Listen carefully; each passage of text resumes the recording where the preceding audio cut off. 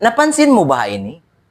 Aw nasunog bay, sumagawa sampay pang daigbay, siyumpit desab si mga bumbero.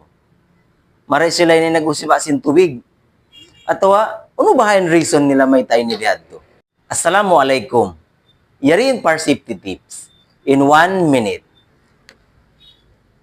Inbunal niya, bukod niyang pag-usiba sin tubig. Sa hambuk yan ang mga teknik, hawak to sin pagutubang sin kayo. Bangaon sunog, bukod sadya amin bay na sunog yon imanjari matupok. Sumagawa, manjari resab mahinang sabab, pasasin sobra in paso. Manjari resab dukutan, sin kayo amin pang daigbay yaon.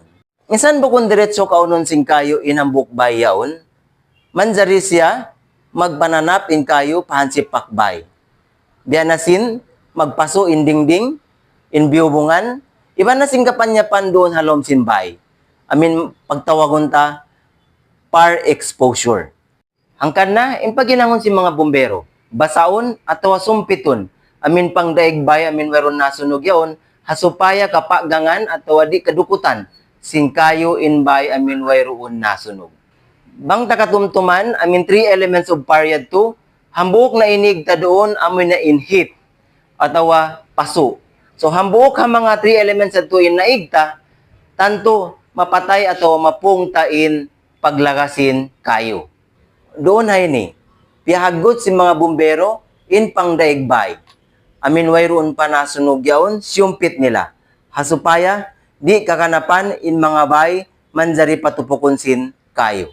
Bang mo kakitaan in mga bumbero, siyumpit nila yung mga bay, wayroon nasunog, ayaw ko maino-ino. Sabab, kaingatan si mga bumbero, bang unuin hinangon nila, hasupaya, maluhay nila mapupuin kayo. Hawak to sin sunog. In mga bumbero, iingat nila rin sabyan. Habang biya diin, di lumapay in kayo, at di lumatag in kayo, pahansipakbay. Hasupaya kahalian, di lumago in aramala doon hakauman. Always stay safe. Ibandaran tatumtumon. Mabiskay, magpananap in kayo. Sumagawa, mas mabiskay mapuputain kayo, bang kita magtabang tiyabangi halom sin kauman. Yan yung par safety tips in 1 minute.